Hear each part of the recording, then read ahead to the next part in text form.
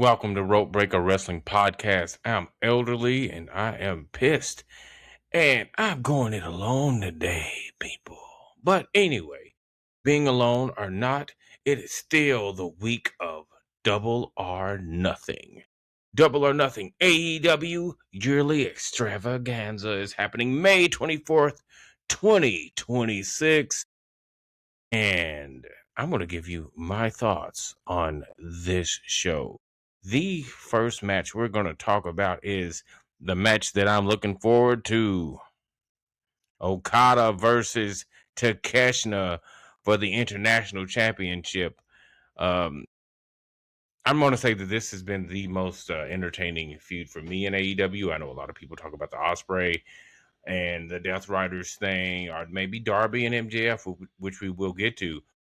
But for me, Takeshita only wrestles when he's wrestling another Japanese guy, or another guy that he wrestled in New Japan.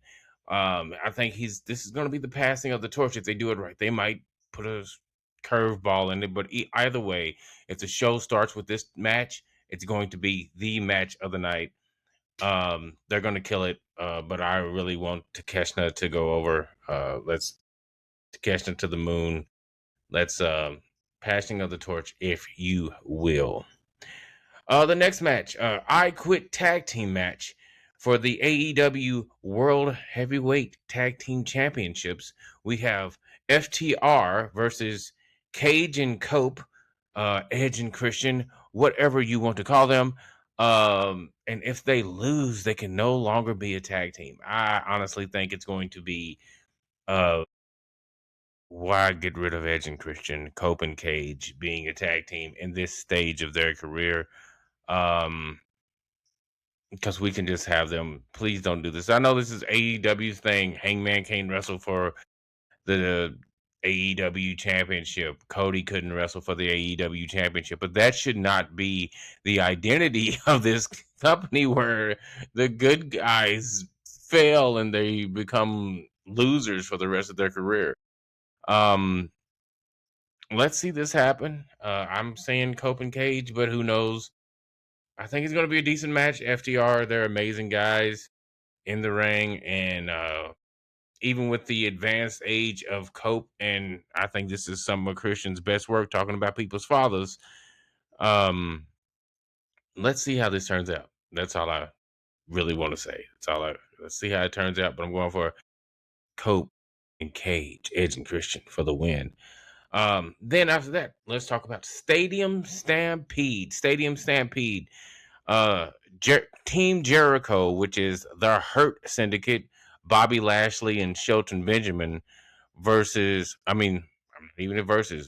Chris Jericho, Bobby Lashley, Shelton Benjamin, the Elite, which consists of Kenny Omega, Jungle Jack Perry, Matt and Nick Jackson versus The Demand, Ricochet, Bishop Kong, and Toa Leona versus Mark Davis, Andrade El Iglo, and Clark Connors and David Finlay, the Dogs.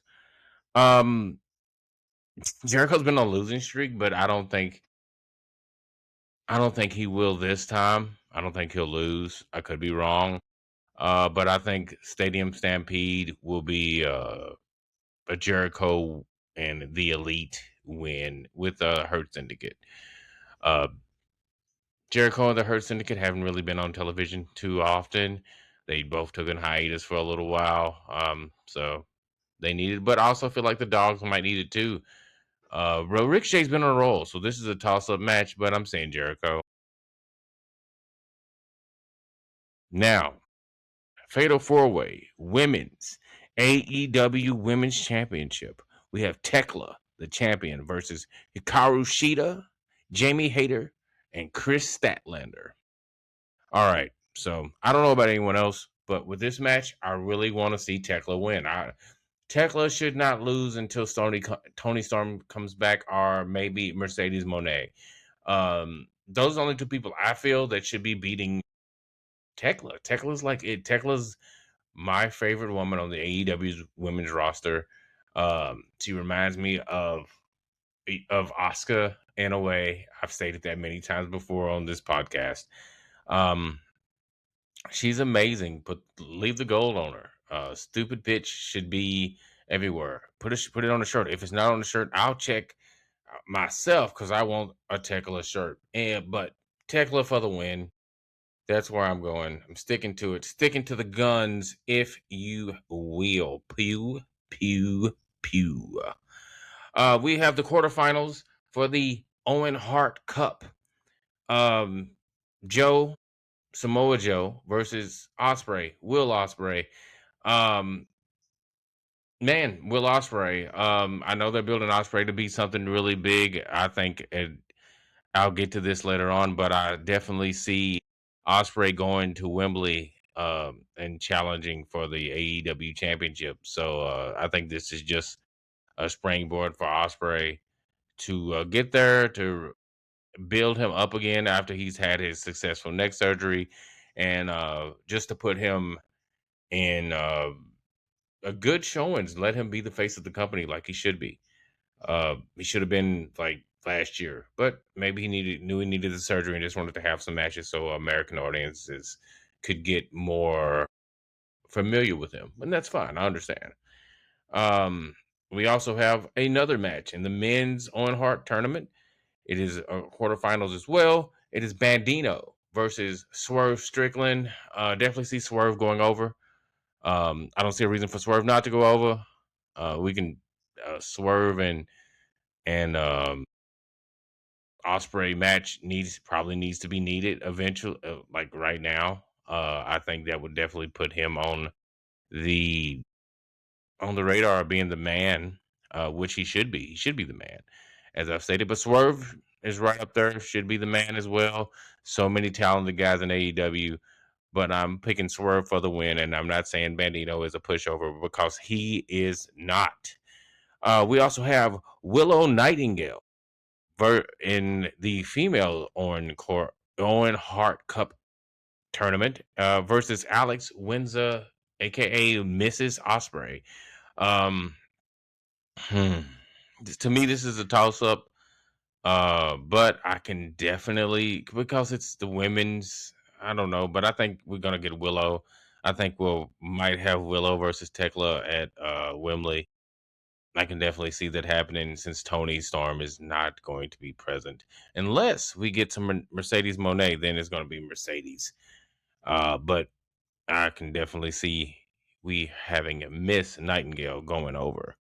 And then finally, we get title versus hair. AEW World Heavyweight Champion Darby Allin versus challenger, former champion Maxwell Jacob Freeman, MJ.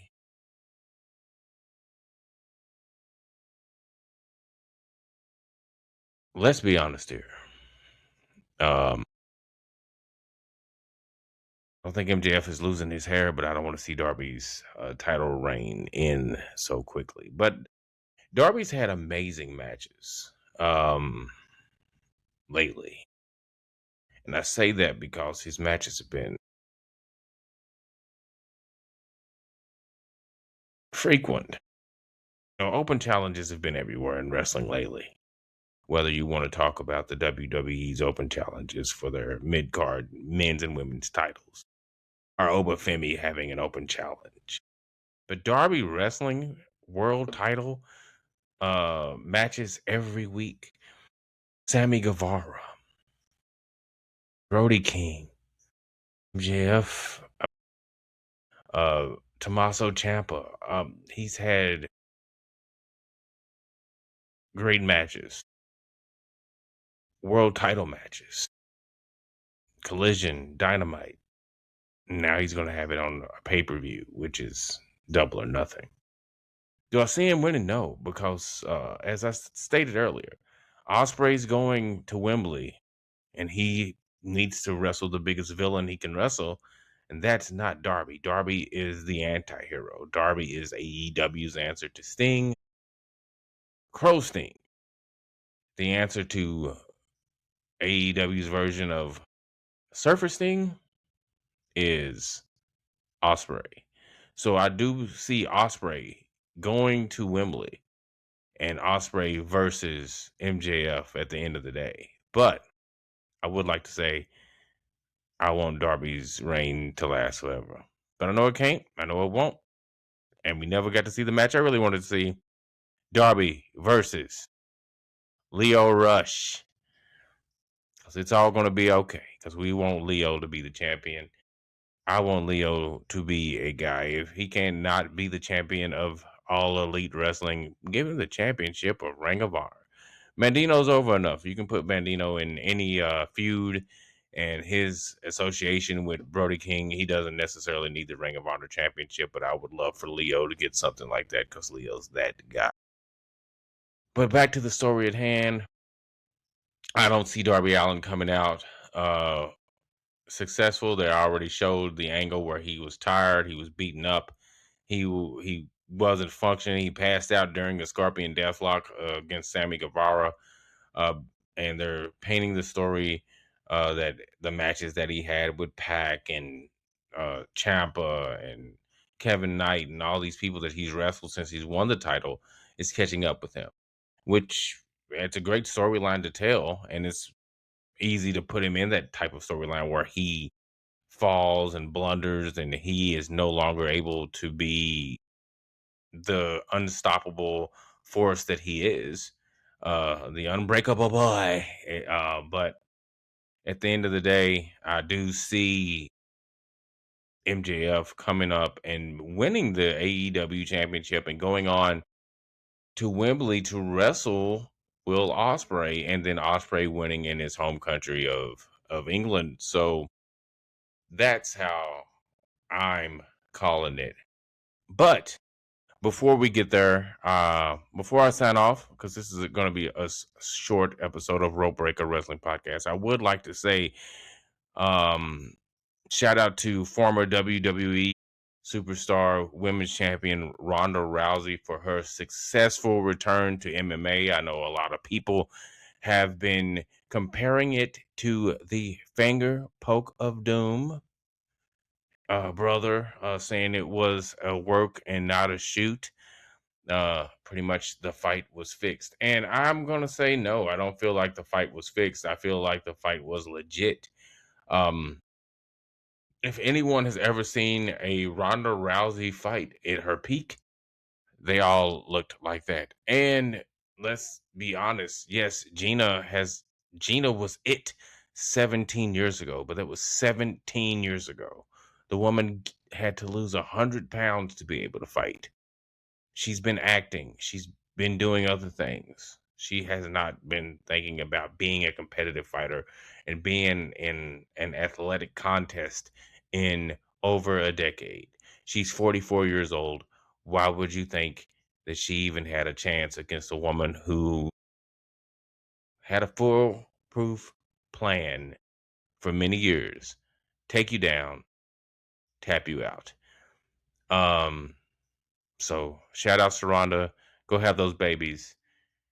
Shout out to Gina for losing the weight, getting in shape, and hopefully we'll see more of her if she does fight or not. Maybe she can go to the WWE. We definitely had some WWE representation with CM Punk there. So shout out to CM Punk.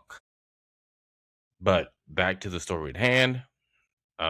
We have an exciting wrestling cards ahead of us with AEW Double or Nothing. Then the week after that, we have WWE Clash in Italy, which I'm not going to touch on that too much because I'm pretty sure we will next week.